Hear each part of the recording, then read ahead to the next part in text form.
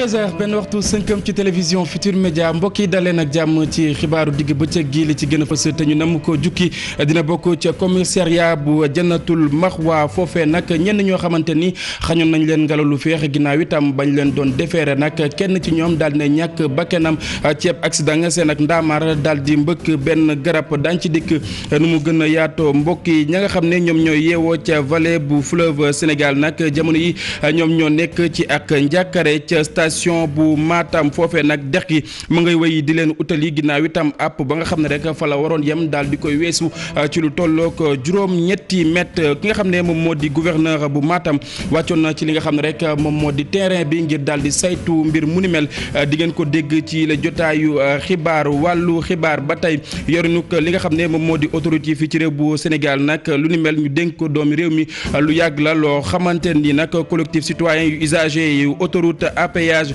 lu ñu bëggoon la jamono yi nguur bu Sénégal taxaw temb ngir daal di koy jox ñi nga xam ne ñoom ñooy yëngu ci wàllu secteur privé bi ñu daal di wane itam seen ak xarañteef lu ni mel ñu ngi ko xamle ci ab bataaxal woo xamante ni ministère des infrastructures des transports terrestres moom moo ko xamle étudiant ya nga xam ne ñoom ñoo nekk ca diwaan bu Ndar Géej ca université Gaston Berger ñoom ñooñee nag jóge nañ fa ngir daal di wutal ci fii ci Ndakaaru li ñu bëgg moom moo di daal di janook jëruñ diñ dénk wàllu enseignement supérieur nag ngir daal di koy wax yenn ci yoo xamante ni daal di la leen di naqari ba tax ñu duggee foofee nga xam ne moom moo di ca Ndar utali fii ci Ndakaaru mbokk yi daañu ci toftal li nga xam ne moom la yéene kaay xëy ni ki tey ji ci ajjuma ji nees kiis ma dikk ñu yaatal.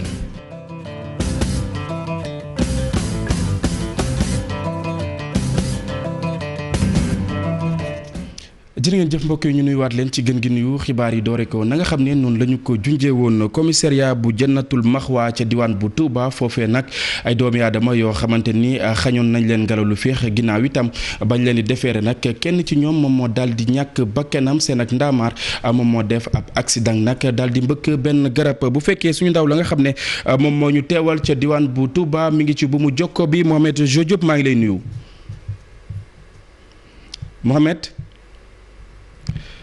Mohamed Jo Diop diwaan bu Touba bu fekkee mi ngi ci bu mu jokko bi ñu daal di addu ak moom mu wax ñu xibaar yi nga xam ne moom moo jot tukkee ca dëkk wu sell boobee Mohamed Jo Diop maa ngi lay nuyu. lan lañ mën a jàpp ci ay xibaar ginnaaw accident boobee nga xam ne nag daal nay am ci ay doomi aadama yoo xamante ni xañal nañ leen ngelaw lu féex kenn ci ñoom daal di cay faatu. accident boo xam ne bu méttee na ci bu am tey ci suba vers 11h fi nga xamee ne kon moo corniche Serigne Cheikh ak bi nga xam ne mooy ancien garage ci boobu ñu karo accident boo xam ne benn nit moo ci ñàkk bakkanam ak juróom-ñett ñoo xam ne jël nañ ci ay gaañu yu méttee na ci ak ñett ñoo xam ne am na sur légère lii spécificité accident bi nag mooy benn auto de police la auto police bu commissariat bu Ndamatou moo doon jël ay ñoo xam ne dañ leen dencoon ci fi nga xam ne moom mooy différents commissariats yi bokk na ci bu Jannatul Maxwa dañ yóbbu ci maison d'arrêt et de correction bu Mbacké ak bu Diourbel transfert boobu nag la oto bi dérapé ci fi nga xam ne mooy usine Caro mbëkk benn garab mbëkkaat beneen oto boo xam ne kon mu ngi woon ci foofu juróom-ñett nit ñoom ñoo ci am ay gaañu métti kenn am ci ñàkk ci bakkanam ci saa si ñoom ñëpp nag ñu jël leen yóbbu leen ci hôpital Matlaboul Fawzeyni bu Touba ñenn ñi ci service des urgences ñeneen ñi fi nga xam ne moom mooy ca morgue ba loolu daal moom mooy liñ fi nemee ku tey suba ci bu Touba muy accident boo xam ne bu métti la bu impliqué auto police bu nekk ci doon jërëjëf Mohamed Jo Diop du ñàkk itam di nga ci ñëwaat si suñu yeneen jotaayu xibaar du ñàkk nga def ci reportage wala bokk nga defal ñu ab taxaw seetlu ci wowle wàll. incha allah. jërëjëf ñu bàyyi la nga wëyal liggéey bi mbokk yi ñu itam ñu wëyal li nga xam ne moom moo di xibaar yi jàpp leen ne ab conseillère municipal nag ca commune bu Thiaré Ndialgui moom moo daal di faatu moom moomee nag dafa sax xaru mu ngi am ci lu tollook juróom fukki at ak juróom lu ni mel bëggoon na ko bu yàgg lool ñu ngi ko fekk mu xaru ci li nga xam ne moom moo di makkaanam ginnaaw itam bu mu ñàkkee rakkam yu góor ci weer yi nga xam ne moom la ñu weesu ñuy xamal itam jiit bu bokk moomeel ba fa nag mi ngi doon saytu ci ñenn ci ñoo xamante ni ay jegeñaaleem ñu koy daal di xool ndax moom moomee lu yàgg la loo xamante ni itam bëggoon na ko du ñàkk itam daan ci ñëwaat ci suñu yeneen jotaayu xibaar lu ni mel bokkoon na mbokk yi ci loo xamante ni maa ngi leen ko doon junju bi ñu door yi la jotaayu xibaar askan wa yeewoo ca vallée bu fleuve Sénégal nag jamono yi ñoom ñoo nekk ci njàqare ca station bu Matam nag dex ga ma ngay wëy di leen fekki ginnaaw itam fa nga xam ne rek àpp la woon daal dina koy weesu ci lu tollook juróom-ñetti mètre gouverneur bu Matam wàccoon ci li nga xam ne rek moom moo di terrain bi ngir def ab taxaw seetlu dañ koy teewlu ci micro Ali Bandel Niang. tey dama ñëw fii ci zone d'Andemayo bi ndaxte ñëpp xam nañu fan yi ñu weesu taw yi bëri nañ fi doole lool waaye itam li ñu constaté mooy dex gi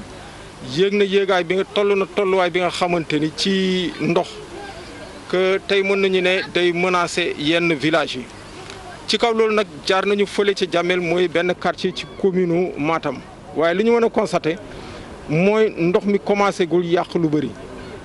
am na ay kër yoo xamante ni commencé nañ jànkoonteeg jafe-jafe ndox mi waaye ci kaw loolu lu ñu mën a wax rek mooy ñu nag waa sapeur pompier bu ñu waxtaanee dañu wane que ni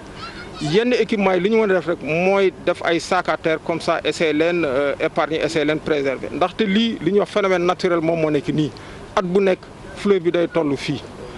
bu loolu it weesoo def nañu li ñuy wax piste d'Andemayo mooy yoonu d'Andemayo bi gis nañ nag ci yenn bërëb yi am na li fa commencé yàqu moo tax maa ngi àndoon ak ndaw Ageroute te jot naa waxtaan ak moom rafet naa njort tamit bu delloo incha allah action dinañ ko mën a def ngir mën a boucher en fait jafe-jafe yooyu ñu gis ci piste d'Andemayo bi waaye jafe-jafe ak ni ñu mën a toll yëpp actuellement ni circulation bi mi ngi dox. ñu desandi ci wàllu ndox mi ba tey rawatina li nga xam ne moo di mbënd mi mbokk yi lu tollook junni makkaat nag ca diwaan bu Sokone ñoom ñooñee nag daanaka yàqu na ay itam ay doomi aadama yoo xamante ni jamono yi nag daal dinañ ci loru bu ñu sukkandikoo ci jiit bu bokk moomeel ba moom Moustapha Guèye niki tey ji ci suba nag jëriñ ji nga xam ne moom lañ dénk wàllu ndox mi moom Serigne Mbaye Thiam amaloon na ab doxu nemmeeku ci yenn ci ay gox yoo xamante ni daal nañuy loru ci lépp lu soxal wàllu mënd mi fu ci mel ni Palmarin ak itam Sokone ki xamle lu ni mel di suñu ndaw la nga xam ne moom moo ñu toggal ca woowule diwaan moom Aminata Goudiaby du ñàkk daañ ci ñëw nu mu gën yaatoo mbënd mi nag sonal lool askan wa nga xam ne ñoom ñoo yeewoo ca commune bu Ngexoox naka noonu itam ñu sàkku ci jëwriñ ji nga xam ne moom lañ dénk wàllu yi muy def ni nga xam ne mi ngi koy def ci yeneen i gox dikk ak ñoom ci ay ndimbal ñu teewlu reportage bu Abdourahmane Diallo ak Mamadou Gueye. ay quartier yu bari yu nekkee ci Mbour ba léegi ñu ngi ci ndox kilifa yi ak sapeur pompier yi ñu ngi jéem a fexe ba askan woowu génn ci ndox moomu. ginnaaw stade bi nag moom moo ñu xaw a jaaxal ndax xam nga foofu dafa def dépression boo xam ni ndox mi fu nekk lay jóge foofu tamit am nañ ci problème bu rëy ñu ci profité aussi pour gërëm waa sapeur pompier ndax vraiment lépp lu ñu mën def nañu mais nag bu ñu leen renforcer ci ay moyens yaakaar naa ni fii mu nekk ñu ngi concerté wu. ak autorités yi ak préfet pour xool moyens yu nu ñu koy war a mën a renforcer pour ndox mi nga xam ne ñu ngi ci yenn quartiers yi gën a gaaw mais centre ville Mbour moom yi nga xam ne vraiment daanuñu indil ay coono du ñu indil ay problème yéen xam ngeen ci dara ci kanamu maire Mbour bi yàlla def nañu ba taa amatu fi. ci Ngexoox tamit kër yu bari ndox mi jël na ko dëgg la sax mairie baa ngi dugal loxoom ci li ni mel teewul ñuy ñaan dimbalu nguur gi. ci loolu aussi profité naa ci relancer waat sama demande bi nga xam ne demande assainissement bi ma demandé woon la demande d'assainissement nag boo ko demandé amul benn maire bu attan assainissement parce que assainissement li ci dem ci milliards daa bari kon déjà ñun soxla na assainissement ci eau pluviale bi soxla na assainissement ci eau usée yi ndax keroog bu mu tawee am na fosse yoo xam ne jaxasoo nag ndox mi dugg ci néeg yi. Joal nag mooy commune bu ndox mi daal di gën a sonal ci département bu Mbour li ni mel sax a tax seeni kilifa yi bëgg ñu xoolaatal leen quartier yooyu wala boog ñi nga xam ni ndox mi sonal na leen ñu wutal leen feneen fu ñu dëkk. Abdourahmane Diallo ca yooyu la jamono nag association des acteurs de l'assainissement nag ñoom ñooy ñaawlu doxalin wi nga xam ne doxalee nañ ko ci plan Orsec nag naka noonu itam ñu doon daje foofee nga xam ne moom moo di ca Sicap Mbao ngir daal di wax li nga xam ne moom moo leen métti naka noonu itam ñuy dànkaafu jëwriñ ji nga xam ne moom lañ dénk wàllu biir réew Aly Ngouille Ndiaye ñu teewlu ki nga xam ne moom moo di Sidi Bathily moom mooy yoroon seen ak kaddu yooyee Abi Faye ak Amadou Diop la ko dénk ñu seetaan. mbënn bu fi am ñu ñoo ko yore woon kon donc tey ñu ngi ñaan ñii nga xamante ni ñoo féetoo ci wàll boobu ñu jéem ñu jàppale ñu mun a. gi rek di ñàkk seen i ay suuf li. ay sous-traitance bii nga xamante ni moom la ñuy doxee ay jamono boobu ba léegi ndax ñi nga xamante ni xamuñu dara ci secteur sous-traité à partir de maintenant dootuñu joxati kenn benn camion ou benn pompe pour nga war a mun a liggéey kon boog ñu ngi dénoncer loolu nga xamante ni mu ngi am xëy na président de la république yëgu ko ñu ngi ci alerter aussi le ministre de l'intérieur Aly Ngouille Ndiaye léegi concernant ce qui est des camions jël nañ 10 camions yi nga xamante ni attribué ko pour état bi moom mooy xool zone Soham ñu war fa liggéey benn fan loolu yàgg nañ ko def ak ñoom. collecteur Hann Fann mbokk yi yenn ci ay makkaan yoo xamante ni nag ñu nga nekkee ca weg googee nag seen ak ëtt mu ngay wëy di màbb xam ngeen ne lu ni mel yàgg na ci réew mi nag laata réew bu Sénégal di moom boppam la sax nag yàqu-yàqu yooyu nag jur ak njàqare ci askan wa nga xam ne ñoom ñoo yeewoo ca wowulee makkaan waaye lu ñu xamle moom moo di naam bu fekkee dañu fay jóge nag loolee nag bokk ci yenn ci ay saafara ndàmpaay yañ leen di jox la ñu def seen ak makkaan moom moo koy ëpp ba tax itam jamono yi noppee guñu ngir daal di fay jógee reportage bu Fat Bintou Konté ak Amadou Ba. collecteur Fann Hann ma ngay jógee fee nga xam ne moom moo di Hann jëmale fee nga xam ne moom moo di Fann toll ci 8 kilomètres mu di collecteur boo xam ne jamono ji ñu toll nii yàgg na lool. collecteur bi c'est un canal la boo xam ne dafa jógee Hann dem ba Fann ci diggante bi HLM nekk fi Biscuiterie nekk fi Point E nekk fi dem ba faculté de médecine. donc loolu mooy trajectoire canal bi léegi nag canal bi mu amee ñun liñ jaaxal HLM dafa tabax ci kawam ay villa HLM la Sen HLM dafa tabax ci kawam ay kër jaay ko ay nit boobu canal bi xëy na baaxoon na màggetul deful dara kenn yëgu ko wañ ñu ne dafa màgget ba mënatul nekk parce que mi ngi commencé fibrociment la mi ngi commencé di seey moo tax muy affaissé wu.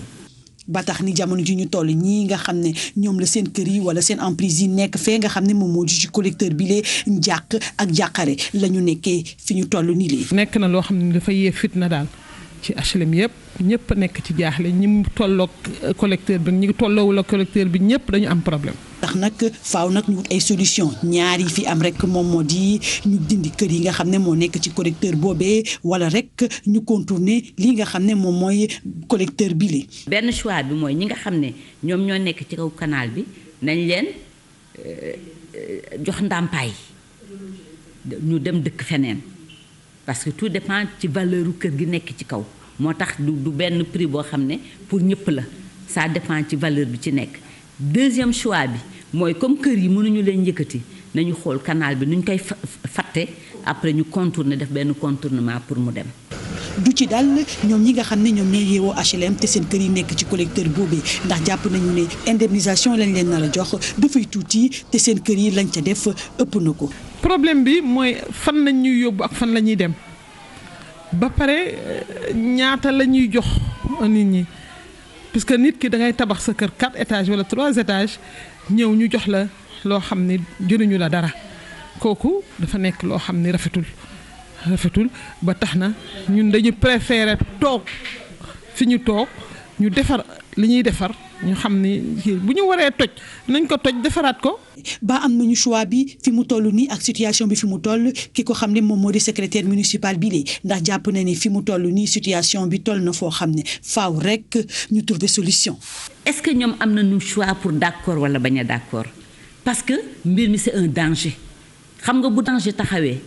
amatoo choix ne bëgg naa wala bañu ma daw danger bi rek moo fi nekk. mbokki wàllu xibaar ñeel yoru na ko autoroute yi fii ci réew bu Sénégal la ñu jox ko doomu réew mi xam ngeen lu ni mel nag bëgg-bëgg bu yàgg la bu collectif citoyen des usagers de l'autoroute à péage jamono yi nag nguur bu Sénégal taxaw temb ngir daal di koy jox doomu réew mi rawatina secteur privé bi ngir rek ñu daal di wane seen xarañteef ca bataaxal woo xamante ni ministère des infrastructures des transports terrestres daal ñu koy fësal tënk li ak Ibou Diouf.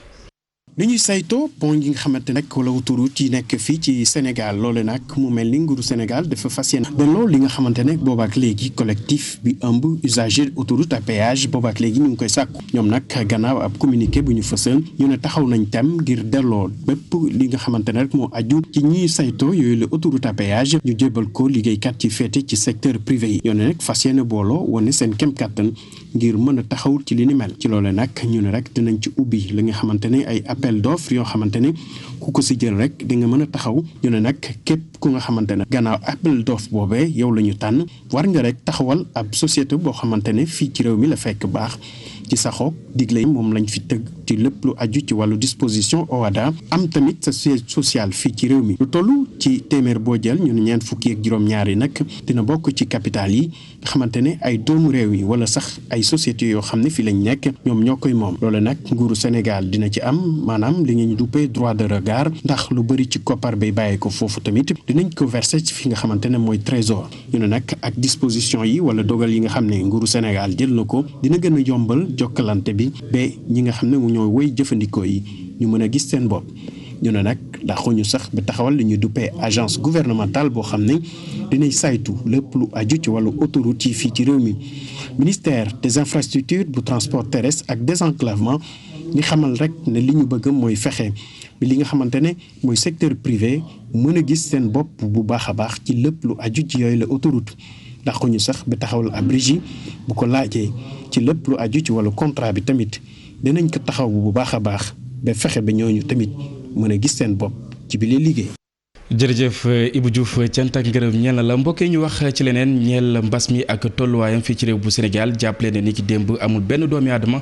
boo xamante ni nag daal na ñàkk bakkanam ci Covid 19 ñeent fukk ak ñetti cas positif la ñu am mu mel ni nag ñaar fukk yi ak ñaar ci ñoom ay cas contact la leneen loo xamante ni ay bés mi ngi nii nag ngeen koy dégg ci limuk ñi nga xam ne ñoom ñoo jotee ci mbas mi nag di ñeenti doomi aadama yoo xamante ni ay cas importé lañ yoo xamante ni ñu ngi ko nemmeekoo ci aéroport international Blaise Diagne duñu sori dañuy teewlu ki nga xam ne moom moo di docteur Mamadou Ndiaye moom moo yoroon kàddu bés bi ca ministère de la santé. ci junni ak ñaar téeméer ak juróom-benn fukk ak benn test yi ñu def ñeent fukk ak ñett ñoo ci positif yooyu ñaar fukk ak ñaar ñoo ci cas contact mooy ñi nga xam ne mbas mi laal na leen. waaye day fekk ñu jaxasoo woon ak ñu yore doomu jàngoro ji ñeent cas ñoo ci importé mooy ñu jóge bitim réew te ñu ngi duggee ci aéroport international Blaise Diagne bu Diass am nañ ci fukk ak juróom-ñaari cas communautaire mooy ñi nga xam ne jot nañ ci doomu jàngoro ji waaye xamuñu fi ñu ko jëlee walla ku leen ko wàll ñooñu nag seen lim nii la tëddee Saraya am na ci ñett Kër Massar am ci ñaar Kolda ñaar Fann am ci benn HLM Patte d'Oie benn Joal benn Kédougou benn Mbao benn Ouakam benn Pikine benn Popenguine benn Rufisque benn ak Touba am ci benn téeméer ak ñeent fukk ak ñett si malade yi ñu entré woon hôpital wér nañu bés ni ki tey dinañu génn bu ci yàlla àndee fanweer ñu nga réanimation kenn ñàkkul bakkanam bésu démb alxames fukki fan ci weeru septembre bi ñu nekk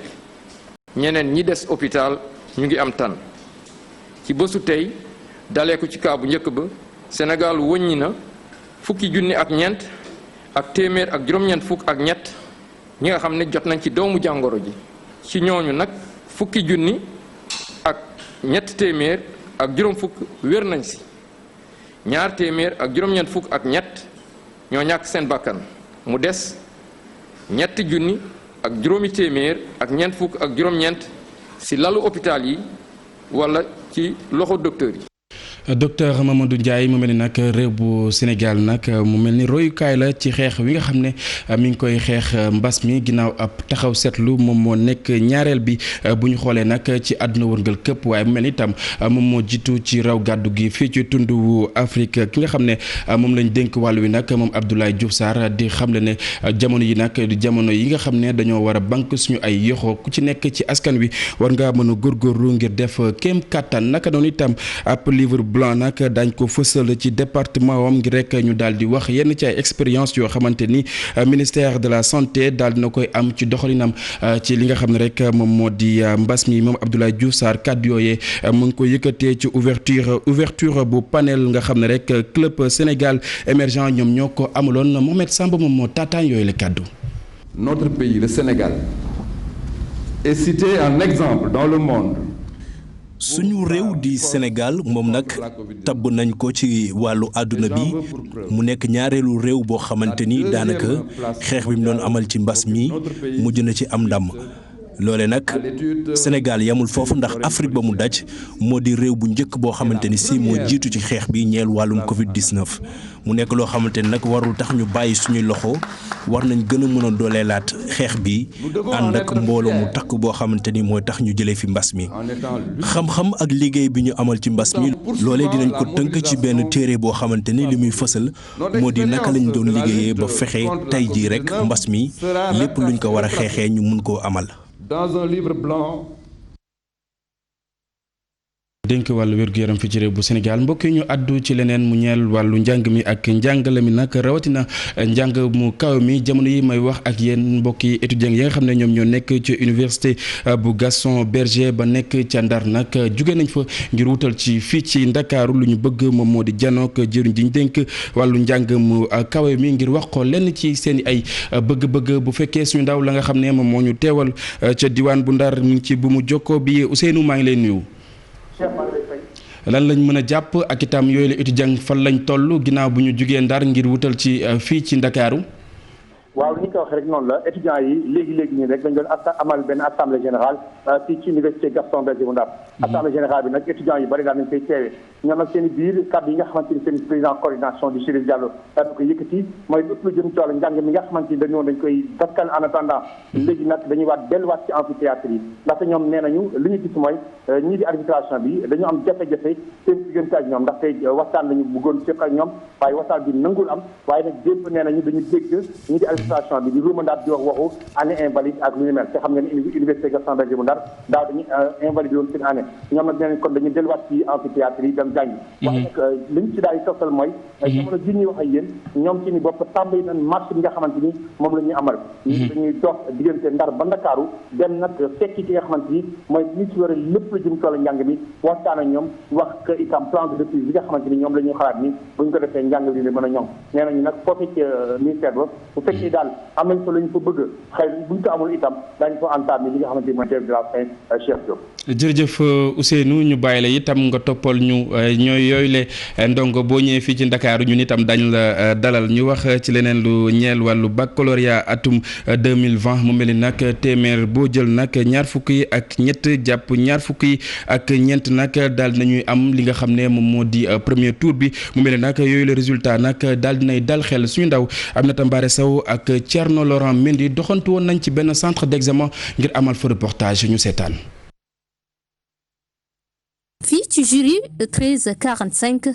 président bi moo ñuy wax résultat yi mu tàmbali gi mu am mu jàpp ne ñi nga xam ni jot nañu jàll ci premier tour takku nañu lool te lu am solo la. 605 candidats xam naa ni am na ay juróom fanweer ak 37 absents fanweer ak juróom-ñaari absents wala fanweer ak juróom-ñetti absents yu ñëwul. résultat premier tour yi admis d'office am nañu téeméer ak fanweer 130. admis civil yi ñu war def deuxième tour bi am nañ 190. baccalauréat 2020 ñu jàpp ne ci premier tour bi téeméer boo jël lu ci toll ci ñaar fukk ak ñett jàpp ñaar fukk ak ñeent daal dinañu jàll loole di lu am solo bu ñu sukkandikoo ci note yi nga xam ni kii di secrétaire de jury mu ngi ñu koy jox. wàllu yi nga xam ne fii la ñu féete muy L2 donc dafa amoon matière yoo xamante ne day am doole trop ci élève bi. waaye comme lu demee ni ay histoire géo ay anglais ak français bi mais gis nañu it aussi tamit wax dëgg yàlla que bi ñuy jël note gis nañ fi ay élèves yoo xamante ne li ñu am macha allah sant yàlla. ay élèves boo si gis ay élèves yu am ay 17 di am ay 18 am na si matière yoo xam sax am élève dem na bay laal si 19 yi donc loolu macha allah da nga koy sant yàlla te wane na tamit si résultat yi boo ko xoolee mention yi bari na baccalauréat nit mënu si tricher. ndax lépp li ñuy war a demee bu ñuy saisir fii président jury bi buy dugal note yi serveur bi nekk fële mu ngi xam li ñuy dugg donc nekk na loo xam ne du dara loo xamante ne lu ñu war a mën a tricher la. atum ren nag tiitaange gi bëri woon na loolu ci baccalauréat bi waaye daa mel ni li ñu commencé gum gis dal na xel. résultats yi dafa tane bu baax par rapport ak année yi passé waxtaan ak sama ay collègues yi nekk président jury mais constat bi benn la résultat bi xaw na amélioré te man loolu laa constaté sama jury bu baax sax. li ma yaakaar moo créé loolu mooy benn pour certaines matières programme dañ ko xawoon a wàññi. am na ay programme yu ñu dindi de telle sorte que candidat yi révisé wuñu loolu jànguñu loolu dañ leen ko wàññil daal beneen bi aussi man yaakaar naa ni ñu isolé classe examen yi ni leen yéen dem jàngi day créer benn suivi peut-être bi nga xam ne amul daawul am. résultat yooyu la bu dee moo wéy ci deuxième tour bi ñaan ci ay président jury yu bëri jàpp nañ ne taux de pourcentage de réussite baccalauréat 2020 mooy bu gën a am importance buñ ko méngaleek résultat baccalauréat yi ñu doon am année yi passé. Aminata Mbaare Sow fukki at ak juróom-ñeent ginnaaw itam attentat ya nga xam ne ñoom ñoo amoon ci réew bu États-Unis te def ko ci ñaawteefi nag sababoon lu ni mel ni ki ren nag mu yemook jamono yi nga xam ne ñu ngay waaj palub njiitum réew mi ak itam jamono yi nga xam ne rek réew bu foofee nag nga xam ne moom moo di ca États-Unis nag li nga xam ne moom moo di Covid 19 daal dinay ndengeñ woowule réew ñu teewlu récit bi nga xam ne Modou Fall def na ko ci.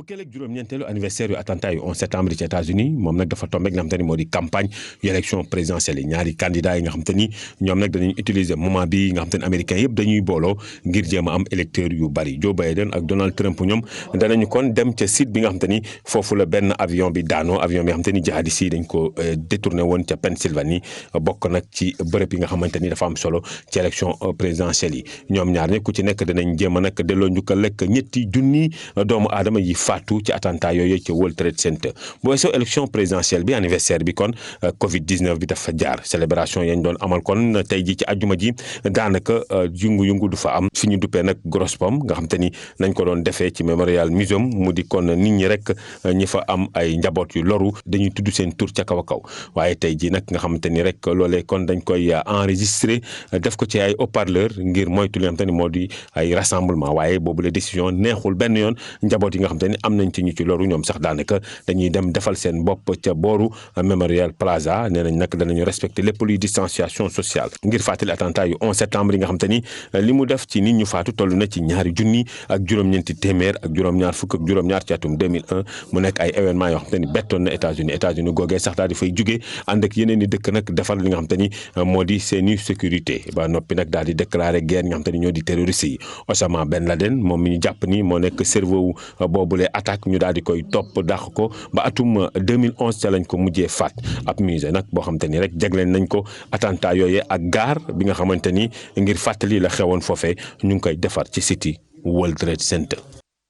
Mamadou Fall cant ak ngërëm ñeel na la ñu wax ci leneen di li nga xam ne moom la yéen kaay xëy ni ki tey ci àjjuma ji ñu ànd ci ak Mamadou Mohamed Ndiaye. jërë ngeen jëf ndoxum taw mu bari mataa ci Kër Masaar ak li ko wër ñi ko bëgg a ŋàcc yóbbu mbaaw gisuma leen mbaaw li koy dëggal mi ngi ci enquête ubbil yéenekaay bi askan wa yeewoo ca mbaaw ñoo ne ndox ma ca kër yi Kër Masaar yi ñi ko fa bëgg a ŋàccee bu ñu ko ŋàccee bu noppi nañu ko yóbbu feneen fu bokkut ak mbaaw ne ñoom coono bi ñuy dund ndax ndoxum taw mi rek doy na sëkk nañu fexe nu ñu leen ko fa jëlele moo gën di leen dolli leneen feneen fu taw bi wane boppam ak i loraange journal Source A nee nañu moo di ca Linguère ndoxum taw mi moo daaneel pont bu xool-xool ba ca département ba muy daanu yéenekaay bi nee nañu am na benn sàmmkat boo xam ne ci kaw pont bi la ko kon mu nekk ci kaw moto jakartaam ndox mi da ko yóbbaale ba yóbbaale ñetti millions yu mu yoroon examen BFEM yi war a am ci réew mi fukki fan ak ñeent ci weeru sàttumbar Source A nee nañu njaw ma ngi ciy desandaw xam bi ne centre secondaire ya nekk ca Linguère yu ca bari taw bi tax na duñu neex a jëfandikoo La Tribune xëy ab taxaw seetlu bu mu def ci taxawaay bi kilifay réew mi am ci yaari mbir yu togg askani fitna benn bi moo di woppi coronavirus yi ba ci des di inondation yi am ci réew mi ne boo jëlee inondation yi ay junni njaboot ñoo ngi ci biir ndox mi ba léegi boole ko kit ñu bari li ñuy ragal moo di waame gi gën a law ci réew mi ci jamono joojee ñoo ngi joobe réewum Sénégal ci taxawaay bu rafet bu ñu ne am nañu ko ci ni mu doxalee coronavirus bi ndax boo jëlee réew yi ci àdduna bi yëpp nee nañu réewum Danemark moo ci gën a rafetub taxawaay suñum réew di Sénégal moo ca topp boo jëlee réew yi Afrique wërngal këpp Sénégal moo ca jël pied Tribune teg ci ne Diouf Sarr ak gaayam ñoo ngi guerre ak feebar bi guerre bu rëy wopp si mi ngi wàññiku ci réew mi ndànk-ndànk waaye taxul ba léegi mu juge fi ñu juge fa dem ci Soleil national mi xëy di ñu xamal plan d'investissement 2020-2024 ngir am paju mu wér te sax ci réew mi nguur gi fas na yéene dajale juróomi téeméeri milliards yoo xam ne da ko ciy dugal li ëpp ci koppar yooyee nag ci hôpital yeeg centre de santé yeeg poste de santé yi ci la ñu koy dugal hôpital principal bu Ndakaaru ak hôpital Dalal Jàmm bu Géejawaay danañu leen liggéey ba ñu doon ay hôpital niveau 4 Mamadou Diop Decroix yéegal na niveau yi ci la Sénégal journal bi nañu ba mu demee démb ca Kër Massar doon nemmiku ji askan wa inondé fa la waxee ne Macky Sall mii ñu fal jox ko réew mi di ko sikk moo ko xaar ngir mu saafara tawati askan wi loolee perte de temps la Sénégal nañu waaye moom Macky Sall mi muy njaay cekke moom pertul temps am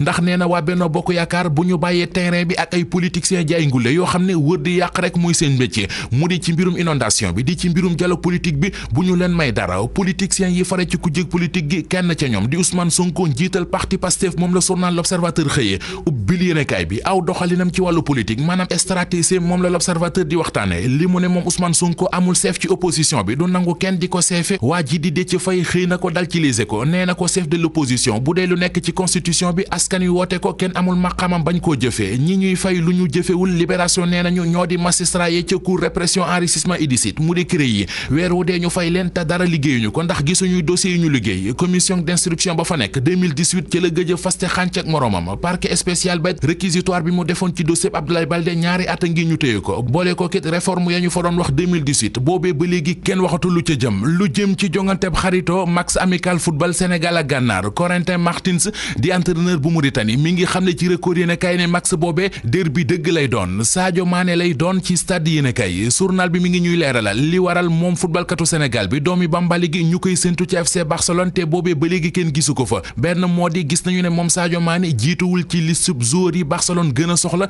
ñaareel ba di li ko waa Liverpool di jaay dafa seer ñetteel bi ko gën a tëye nag moo di ab entraîneur am di Jürgen Klopp bëggul Sadio Mané jóge Liverpool. jërëjëf Mamadou Mohamed Ndiaye mbokk yi foofee la ñuy jaar daal di buur yi la jotaayu xibaar dig daje yu ngoon incha allah daañu fi teewaat ngir jukki leen xibaar yi ci kàllaamay Kocc lu mooy loolee itam ñu bàyyi leen ngeen wéy ak programme télévision Futurs Médias kenn dal ak jàmm.